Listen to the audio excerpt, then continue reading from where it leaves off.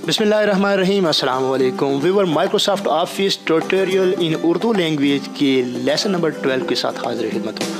Viewer, हम बात कर रहे हैं माइक्रोसॉफ्ट ऑफिस 2007 के हवाले से। पिछले लेसन में हमने अपने होम मेन्यू को कंप्लीट किया था और हमने लास्ट में पढ़ा था फाइंड रिप्लेस, और उसके हवाले से हमने डिस्कशन करते हुए ये बात कही थी कि हम इंशाल्लाह अपने अगले लेसन में माइक्रोसॉफ्ट ऑफिस का 13 वर्जन या 16, माइक्रोसॉफ्ट ऑफिस 10, 13 या 16 इनमें से किसी एक को ओपन करेंगे और हम देखेंगे कि माइक्रोसॉफ्ट 7 और इसमें क्या डिफरेंस है। और हमने ये भी डिस्कशन की थी कि माइक्रोसॉफ्ट 7 हम इसलिए डिस्कस कर रहे हैं, हम इसको इसलिए यूज़ करते हुए ट्यूटोरियल बना रहे हैं क्योंकि ये समझना आसान है और इसे जितने भी स्टूडेंट हैं वो आसानी के साथ इसको एंजॉय करते हुए समझ लेते हैं। जबकि 17 और 10 वो भी बड़े अच्छे लेआउट और अट्रैक्टिव लेआउट रखते हैं, लेकिन वो कुछ ज़्यादा प्रोफेशनल हैं, जिसकी वजह से कुछ स्टूडेंट उनसे कंफर्टेबल नहीं होते।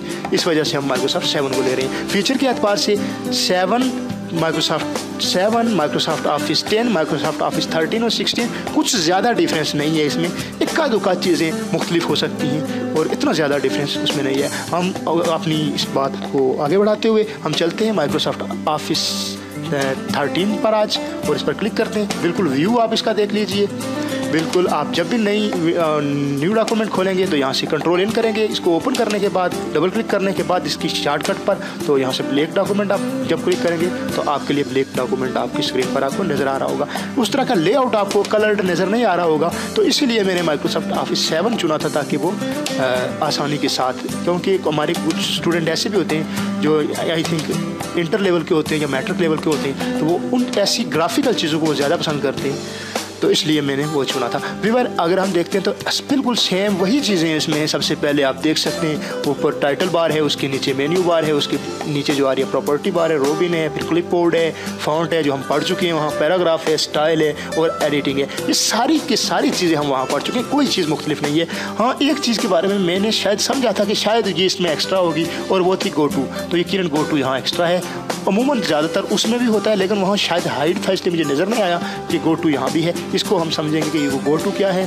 बहरहाल बिल्कुल यही सेम चीज़ें सेम हैं। आप वो काम 7 पर सीखें, 10 पर भी कर सकते हैं, 7 पर सीख कर 10 पर भी कर सकते हैं, 13 पर भी कर सकते हैं और 16, 17 पर भी कर सकते हैं। माइक्रोसॉफ्ट ऑफिस 16, 17 पर भी कर सकते हैं। तो भी उसके लिए हमने ये सारे मेन्यू चूँकि देख चुके हैं, सारी प्रॉपर्टीज़ देख चुके हैं। एक प्रॉपर्टी गो टू को आज हम यहाँ से देखेंगे क्योंकि शायद वहाँ मिस थी या वहाँ हमने डिस्कस नहीं की थी, इसलिए हम यहाँ डिस्कस करने वाले हैं। इसको डिस्कस करने के लिए सबसे पहले मैं टेक्स्ट को इंपोर्ट कर दूँगा, थोड़ा सा यहाँ टेक्स्ट इंपोर्ट करूँगा, फाइल पर जाऊँगा, फाइल पर जाने के बाद ओपन करूँगा, पहले से कोई फाइल मौजूद, और ओपन करने के बाद यहाँ पर ये एक फ़ाइल मौजूद है, इस पर मैं क्लिक करूँगा, ये ओपन हो गई है। तो इसका साइज़ में थोड़ा सा यहाँ से मैं इसका लुक थोड़ा सा चेंज कर लेता हूँ और उसके बाद मैं इस पर इम्प्लीमेंट करने वाला हूँ गो टू। गो टू क्या करता है? गो टू अमूमन गो टू का फंक्शन ये होता है कि आप किसी एक पेज से दूसरे पेज पर आसानी के साथ जंप कर सकते हैं। और अगर आप देख सकें तो इसके 3 पेज हैं, 3 पेजेस पर मुश्तमिल ये एक डॉक्यूमेंट है और गो टू को इस्तेमाल करके आप डायरेक्ट यहाँ से जंप कर सकते हैं। तो हम देखते हैं किस तरह। फाइंड पर जाऊँगा मैं, फाइंड पर जाने के बाद गो टू पर जाऊँगा और गो टू पर जाने के बाद यहाँ से वो मैं कौन सी कैटेगरी इस्तेमाल कर रहा हूँ वहाँ पर जाऊँगा, क्योंकि मैं पेज पर जंप करना चाह रहा हूँ इसलिए पेज को सिलेक्ट करना करूँगा। अगर आप किसी लाइन, एक लाइन से दूसरी या तीसरी लाइन पर जंप करना चाह रहे हैं तो यहाँ से लाइन को सिलेक्ट करेंगे। किसी सेक्शन पर जाना चाह रहे हैं तो सेक्शन पर क्लिक करेंगे। फुट नोट पर जाना चाह रहे हैं तो फुट नोट पर जाएंगे। हम अभी तक हमने फुट नोट के बारे में डिस्कशन नहीं की है क्योंकि वो रेफरेंसेस के अंदर है फुट नोट, हम वहाँ उसके बारे में भी डिस्कस करेंगे और बुक मार्क भी इंसर्ट के अंदर आएगी, वहाँ भी हम उसके हवाले से भी डिस्कशन करेंगे। अभी फ़िलहाल हम पेज नंबर के हवाले से डिस्कस करते हैं। हम पेज नंबर की मैं तीसरे पेज पर जंप करना चाह रहा हूँ, यहाँ मैं 3 लिखूँगा और गो टू पर जब मैं क्लिक करूँगा तो ये तीसरे पेज पर जंप होना चाहिए और आप देख सकते हैं कि यह डॉक्यूमेंट पहले पेज से तीसरे पेज पर जंप हो चुका है, 3 of 3। इसका मतलब ये है कि पेज नंबर 1 से पेज नंबर 3 पर ये डॉक्यूमेंट ये जा चुका है, इसका कंट्रोल पेज नंबर 3 पर जा चुका है। अगर मैं वापस 1 पर आना चाह रहा हूँ, यहाँ पर गो टू के अंदर 1 लिखा, गो टू टेक्स्ट बॉक्स के अंदर 1 लिखा और जस्ट यहाँ क्लिक करूँगा तो आप देख सकते हैं अब पेज नंबर 1 पर आप नेविगेट जंप करके वहाँ पर आ चुके हैं। तो इस तरह आप गो टू को इस्तेमाल कर सकते हैं और इससे फ़ायदा हासिल कर सकते हैं। डॉक्यूमेंट फॉर एग्जाम्पल आपके डॉक्यूमेंट के अंदर 100 से ज़्यादा पेजेस हैं, तो ये ज़रूरी नहीं है कि आप इनको स्क्रॉल करके 100 पेजेस पर जाएँ। आप डायरेक्टली यहाँ से गो टू को इस्तेमाल करते हुए जंप कर सकते हैं।